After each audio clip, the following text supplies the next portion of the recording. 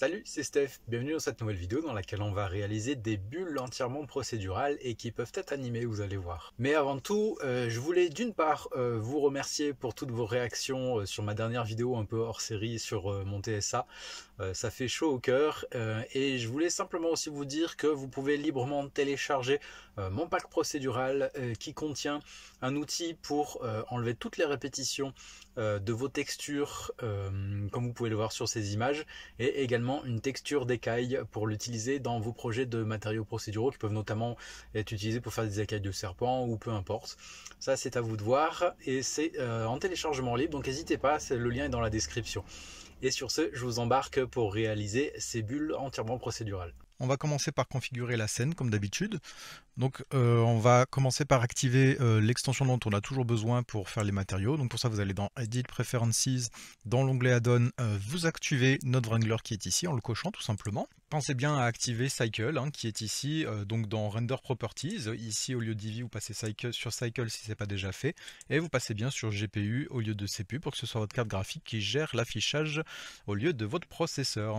Ensuite pour avoir un éclairage global vous pouvez aller dans World Properties ici. Vous cliquez sur la pastille jaune, vous allez chercher un Sky Texture comme moi et vous pouvez éventuellement le mettre les mêmes réglages si vous voulez. Ok, donc une fois tout ça fait, on va simplement ajouter une UV sphère ici pour créer notre bulle. Donc pour ça je fais majuscule A et dans Mesh on va aller chercher une UV sphère sur laquelle je vais faire CTRL 2 pour lui appliquer deux subdivisions de surface. Vous voyez que ça vient énormément lisser la surface. Par contre vous voyez qu'on voit encore un peu toutes les petites faces qui sont ici.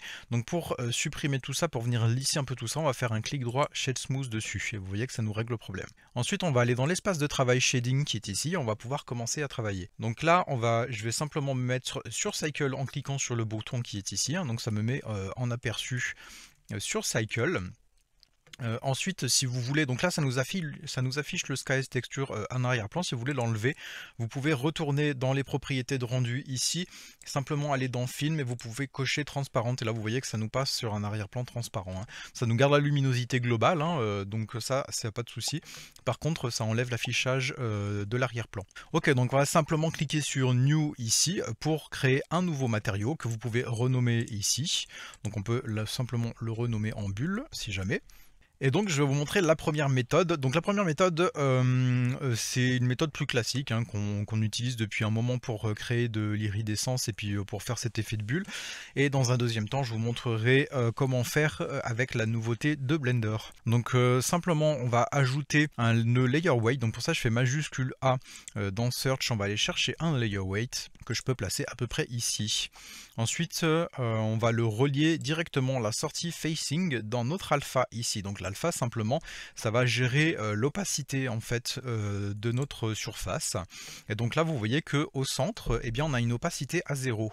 Et plus on va vers l'extérieur de l'objet, plus on a une opacité à 1. Et vous voyez que si je tourne autour, eh bien, ça reste à peu près comme ça.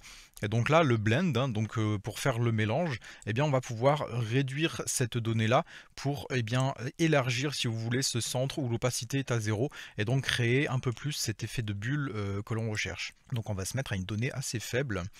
À peu près comme ça, on est pas mal. Ensuite on va pas beaucoup réduire la roughness pour que ça vienne réfléchir beaucoup plus précisément la lumière. Vous voyez les petits points de lumière qui sont ici, donc ça c'est un effet que l'on veut voir. Ensuite donc ça voilà, on a à peu près une forme de bulle, on a déjà quelque chose d'assez satisfaisant et maintenant on va pouvoir créer cet effet un peu d'iridescence. Donc pour ça on va ajouter un nœud de noise. Donc pour ça je fais majuscule A dans Search, on va chercher un noise texture que je place ici. On va utiliser l'extension qu'on a activée en faisant CTRL T en ayant sélectionné notre texture qui est ici. Au lieu de générer, pour une fois on va utiliser un moyen de coordination assez original. On va utiliser Reflection qui est ici pour utiliser voilà, des données de réflexion autour de notre objet et vous allez voir que ça va créer un effet très intéressant. Donc cette sortie color, on va l'envoyer sur la base color directement et là vous voyez qu'on commence à avoir un aspect qui est plutôt pas mal. Donc simplement on va réduire l'échelle énormément de notre noise pour faire quelque chose de beaucoup plus étiré. Et là vous voyez un peu l'effet d'iridescence qui commence à apparaître. Donc vous voyez que c'est assez simple, assez rapide à faire. Ensuite, si vous voulez accentuer l'effet des couleurs, on va simplement ajouter un nœud Brightness Contrast. Donc je vais chercher un nœud brightness contrast que je place sur ce fil ici, donc entre ma sortie couleur et l'entrée basse couleur de mon nœud principal qui est ici. Et on va simplement augmenter le contraste.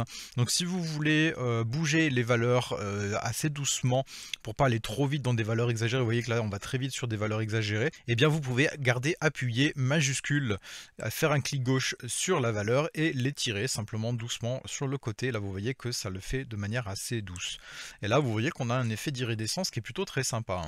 Je vais me mettre en aperçu avec un HDRI de base de Blender. Pour ça on va cliquer sur la petite flèche ici pour ouvrir le menu d'aperçu du viewport, et on va simplement décocher Scene World. Ça va désactiver notre Sky Texture et nous passer sur un HDRI de base de Blender. Donc ici la force on peut l'augmenter à 2 pour y voir un peu plus clair, pour simplement voir un peu dans des mises en situation différentes. Donc là vous voyez qu'on est sur quelque chose un peu avec des arbres ou quoi, vous pouvez passer dans un décor un peu plus urbain et vous voyez un peu l'effet que ça peut avoir. Donc vous voyez que voilà, ça rend plutôt bien. Après vous pouvez simplement régler plus ou moins la roughness pour avoir quelque chose qui va réfléchir plus ou moins précisément la lumière dessus. Je pense qu'aux alentours des 0,15 on est plutôt pas mal. Ok, donc ça c'est pour la forme de base, et vous voyez qu'avec notre blend eh bien, on va pouvoir gérer la transparence de la bulle. Ok, donc ça c'est la méthode de base pour faire de l'iridescence. Donc vous voyez que c'est assez simple, on utilise la réflexion comme moyen de coordination de nos textures, et là au lieu de faire ça, donc simplement je vais couper le fil là en faisant un contrôle clic droit et je le fais glisser comme ça dessus, ça me coupe le fil et on repasse à une valeur totalement blanche. Donc là je vais vous montrer comment utiliser un peu la nouvelle fonctionnalité de Blender qui est Thin Film ici, qu'on n'avait pas avant. Donc Thin Film littéralement c'est un film fin, donc voilà, ça va se compter ici, vous voyez que c'est en nanomètres pour voir l'épaisseur. Donc nous on va se mettre à 1 micromètre, donc pour ça on va mettre 1000 nanomètres. Voilà, vous voyez que ça nous passe à 1 micromètre. En IOR, on va baisser un peu la valeur.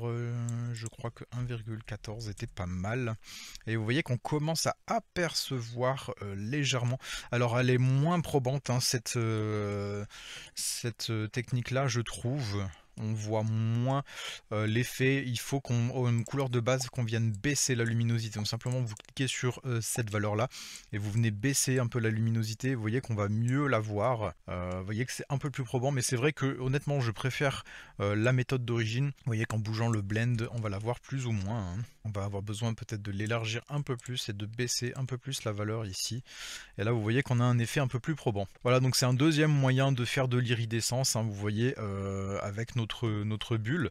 Donc ensuite vous pouvez bouger un peu la thickness ici, ça va bouger un peu les valeurs de couleur. Moi je trouvais qu'un micromètre c'était plutôt pas mal. Ok, donc maintenant on va venir déformer notre bulle et nous permettre bien tout simplement de l'animer également. Donc pour ça je vais ajouter un nouveau noise. Hop, je vais chercher un nouveau Nox Texture que je vais placer ici. Cette fois-ci, je vais utiliser mon objet comme vecteur, comme moyen de coordination. Voilà, je vais la placer ici pour que ça reste clair. Voilà, vous pourriez simplement remettre indirectement ici ça dans la base couleur et ça va avoir comme effet de cumuler les deux effets. On a toujours notre Thin Film qui est activé et vous avez en plus la couleur de base là qui est envoyée. Donc c'est vrai que ça peut être sympa. Là simplement peut-être de baisser le contraste pour avoir un effet un peu cumulé des deux, pourquoi pas. C'est vrai que j'y avais pas pensé avant de faire la vidéo, mais ça peut être sympa. Hop.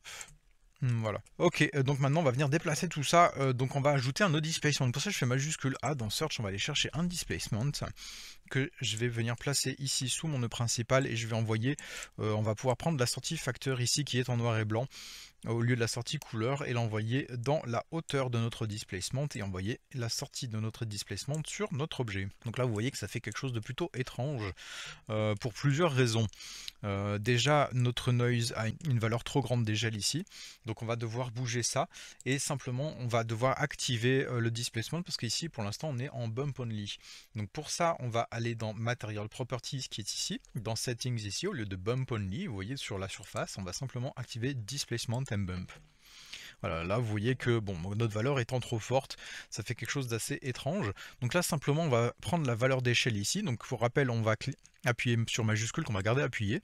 Et je vais venir baisser cette valeur là pour venir mettre une échelle voilà, bien inférieure. Et là, vous voyez qu'on commence à avoir une forme plutôt sympa. On va encore baisser. Et là, on est plutôt bien. Donc vous voyez que ça commence à vraiment faire quelque chose de sympa. Donc après, vous pouvez encore le bouger, hein.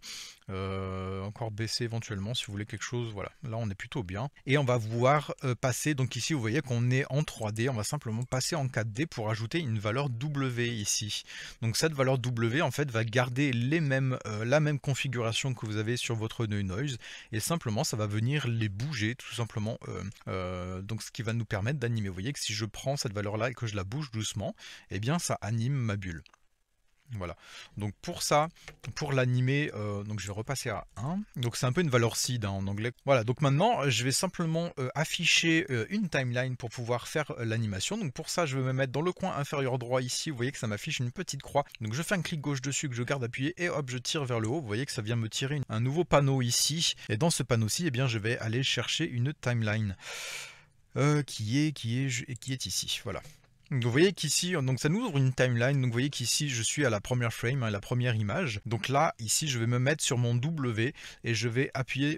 Donc je mets simplement ma souris au survol sur le W et je vais appuyer sur I, ce qui a pour effet de m'insérer ce qu'on appelle une keyframe, donc une image clé tout simplement. Donc ici, à ma première image, je suis à une valeur de 1 sur le W. Voilà, donc ici, je peux me mettre par exemple sur le 120 et ici en W, je vais me mettre à 10. Donc ça aura bougé jusqu'à la valeur 10 et là, je vais simplement refaire I dessus pour m'insérer une nouvelle keyframe à 120. Voilà, donc vous voyez que si je repasse à ma première frame ici, vous voyez que ça me repasse à une valeur de 1. Et là, si je viens mettre play ici, et bien simplement, vous voyez que ça anime ma bulle jusqu'à 120 ici, et ça me repasse tout simplement jusqu'à une valeur de 10 ici. Voilà, merci d'avoir regardé cette vidéo jusqu'au bout. N'hésitez pas à la partager si vous pensez que ça peut être intéressant pour quelqu'un de votre entourage. N'hésitez pas à liker, à commenter. Et sur ce, je vous dis à très vite pour un prochain tuto. Ciao!